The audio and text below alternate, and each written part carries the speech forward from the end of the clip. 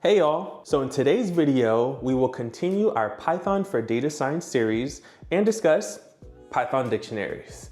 More specifically, I will go over an introduction, discuss how to create dictionaries, discuss how to access dictionary elements, modifying dictionaries, dictionary methods, iterating over dictionaries, dictionary comprehensions, nested dictionaries, common pitfalls and best practices, advanced dictionary usage, performance considerations, and some practical examples. As always, this video is timestamped, so if you'd like to skip to any of those specific sections, feel free to by clicking on the timestamp down below in the description. So, how about we get right into it, and let's tech talk with Tyler. Dictionaries are a fundamental data structure in Python, and understanding them is crucial. So, let's break down what dictionaries are, the concept of key value pairs, and compare dictionaries with other data structures like lists and tuples. So a dictionary is defined as an unordered, mutable collection of key value pairs. Each key in a dictionary maps to a corresponding value. Dictionaries are defined using curly braces with keys and values separated by a colon. So the code snippet on the screen shows how you can create a simple dictionary. In dictionaries, each key value pair maps a key to its corresponding values. Keys are unique within a dictionary, and each key will map to a single value. You can access the value associated with a key using square brackets with the key inside. What's the difference between a dictionary and a list? Lists are ordered collections of elements accessed by numerical indices, while dictionaries are unordered collections of key value pairs accessed by keys. Tuples are ordered and immutable collections of elements accessed by numerical indices, while dictionaries are unordered and mutable collections of key value pairs accessed by keys. All right, so we're gonna be working with a dictionary called my_dict. So we define the dictionary with key value pairs, open curly brace, key 1, colon, value 1, comma, key 2, colon, value 2, and then a closed curly brace. Dictionaries are created using curly braces. Remember that. So let me explain the key value pair concept a little more. We access the value associated with the key 1, using my_dict key 1 value, which returns value 1. Some key points to remember. Dictionaries are unordered collections that can be modified after creation. Each key in a dictionary maps to a single value, providing a flexible way to store and access data. Dictionaries provide key-based access, making them different from lists and tuples, which use numerical indices. So understanding these basics of dictionaries helps you leverage their power in your data science projects or your Python code. Dictionaries are versatile and efficient for handling key value pairs and can be used in various applications. So let's break down the syntax for creating dictionaries, see examples with different data types as keys and values, and learn how to use the dictionary constructor. To create a dictionary, we use curly braces with key value pairs, separated by colons. Each key value pair is separated by a comma. Dictionaries can have keys and values of different data types.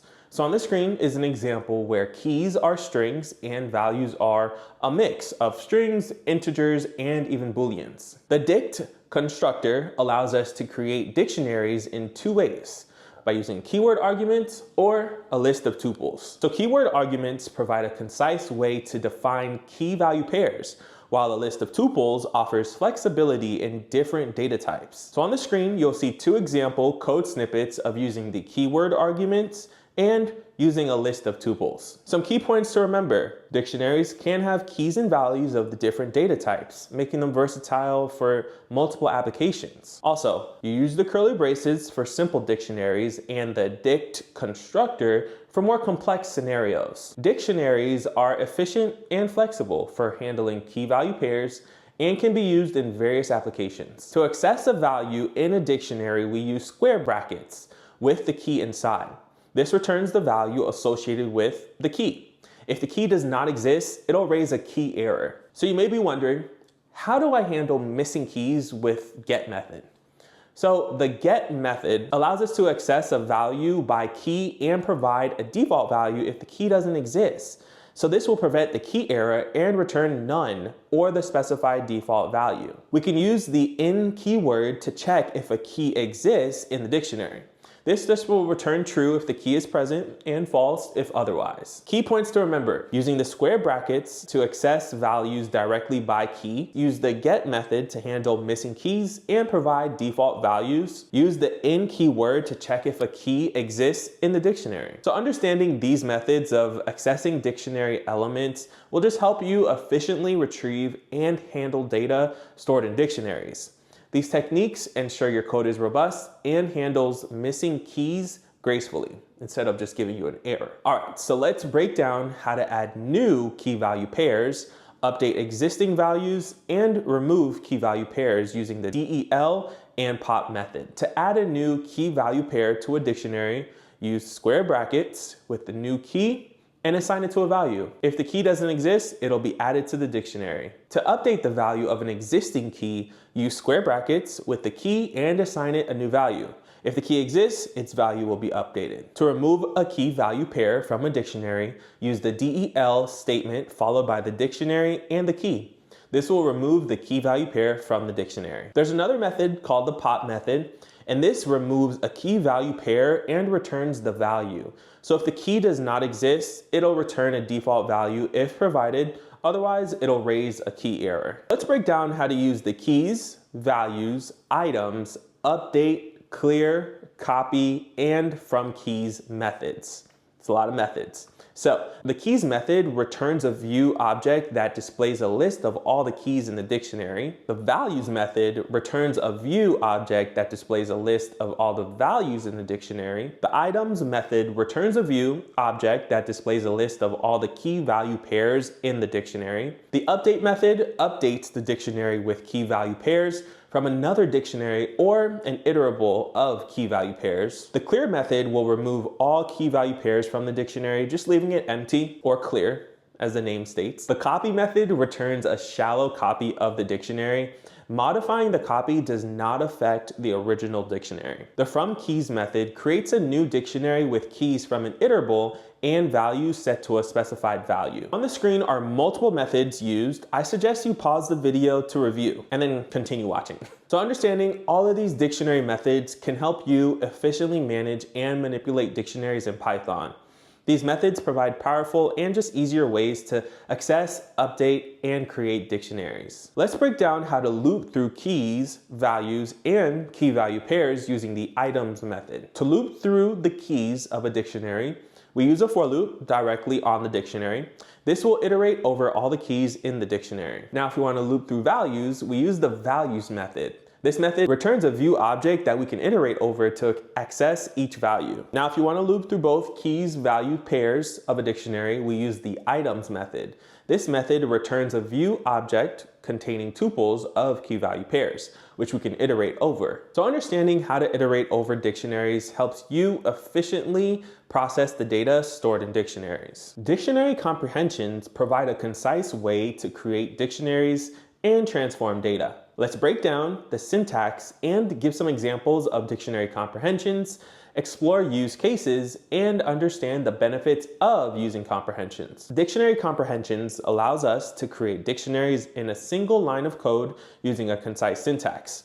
The general form is open curly brace, key, colon, value, for key, comma, value, in iterable, close curly brace. It's a lot that I just said, but it's on the code snippet. So dictionary comprehensions are useful for transforming data and creating dictionaries from lists or other iterables.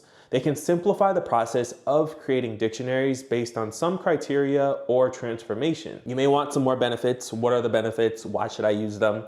Number one is readability. They make the code more readable and concise compared to using loops and conditionals. They're also more efficient. They're often faster and more efficient than traditional loops for creating dictionaries. So on the screen is an example of using the traditional loop method versus the comprehension method. I suggest you take a look. We compare the traditional loop method and the comprehension method for creating a dictionary of squares. The comprehension method is more concise and readable. Don't you agree? So understanding dictionary comprehensions will help you write more concise and efficient Python code. These comprehensions provide a powerful way to create and transform dictionaries in your program. Again, they're optional. You don't have to use them, but if you want to be more efficient and you want your code to look cleaner, use them. Nested dictionaries are dictionaries that are nested. So they're dictionaries within dictionaries and are useful for storing hierarchical data. Let's break down how to create and access nested dictionaries, modify nested dictionary elements, and explore practical examples with nested dictionaries. You can access elements in a nested dictionary using multiple keys. You can update values within a nested dictionary by accessing the nested level. So you use multiple keys to reach the nested value you want to modify. Nested dictionaries are useful for many things, such as storing hierarchical data, such as employee records or configurations. On the screen is an example of storing employee details in a nested dictionary. Understanding nested dictionaries just helps you efficiently manage and process hierarchical data in Python.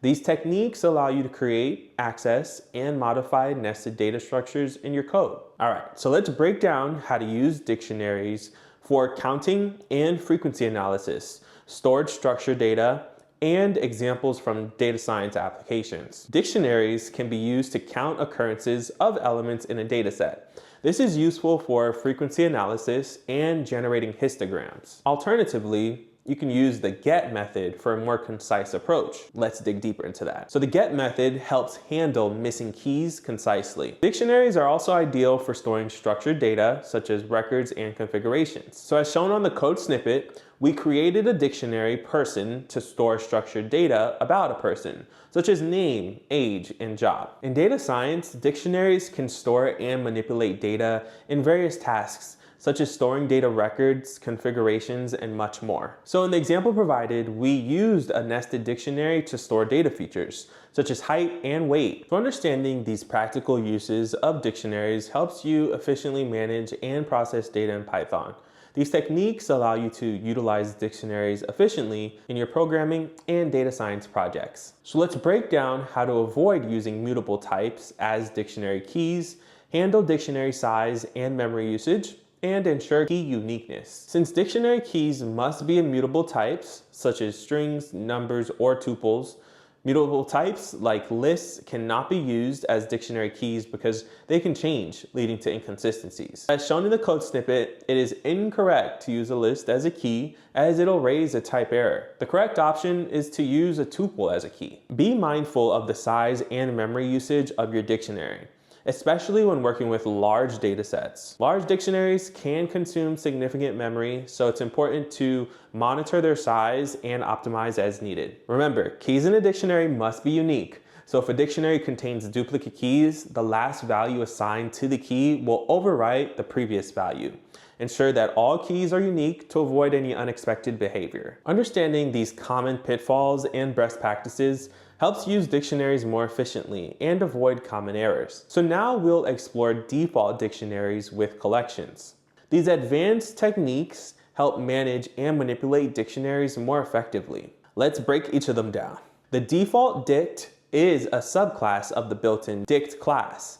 It overrides one method and adds one writable instance variable. The advantage of default dict is that it provides a default value for the dictionary being accessed, preventing key error. So in the code snippet displayed, we create a default dict with int as the default factory function.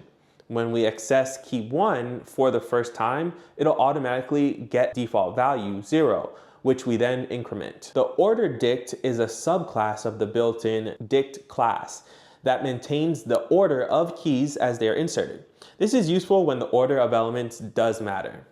So in the code snippet displayed, we create an ordered dict and insert key value pairs. The order of insertion is maintained as shown in the output. The counter is a subclass of the built-in dict class, designed to count occurrences of elements in an iterable. It produces a dictionary-like object where keys are the elements. So understanding these advanced dictionary techniques just helps you manage and manipulate dictionaries more efficiently in Python. These tools provide powerful ways to handle default values, maintain order, and count elements. So as we discussed earlier, understanding the performance aspect of dictionaries can help you write more efficient code. Let's break down dictionary lookup time complexity, memory usage comparison with other data structures, and tips for efficient data usage. So when it comes to time complexity, dictionaries in Python have an average time complexity of big O1 for lookups, meaning that retrieving a value by its key is very fast and constant time on average. We perform a lookup in the my_dict demonstrating big O1 average time complexity for dictionary lookups. Dictionaries can use more memory compared to lists and tuples, and that's simply because they store keys and values, along with additional overhead for hashing and maintaining order. So in the code snippet displayed, we compared the memory usage of a dictionary, list, and tuple using the sys.getSizeOf method. Dictionaries generally use more memory due to this additional overhead. So here are some tips for efficient dictionary usage. Use the appropriate data structures. You'll use dictionaries when you need fast lookups by keys. For sequential data, consider lists or tuples. Avoid excessive nesting. Deeply nested dictionaries can be difficult to manage and understand. So consider flattening your data or using alternative structures. Use default dict for missing keys. The default dict method from the collections module can handle missing keys gracefully, reducing the need for explicit checks. So understanding these performance considerations helps you write more efficient and effective Python code. So by keeping these tips in mind, you can optimize your use of dictionaries in your programming and data science projects. And that's all that I have. I hope that by now you have a better understanding of Python dictionaries than you did a couple of minutes ago. If you have any questions, comments, or even Python topic suggestions, leave a comment down below. Also, if you aren't already, subscribe to my channel and click the bell icon to be notified when I post another Python series video. Thanks for interacting with Tech Talk with Tyler, and I'll see you later.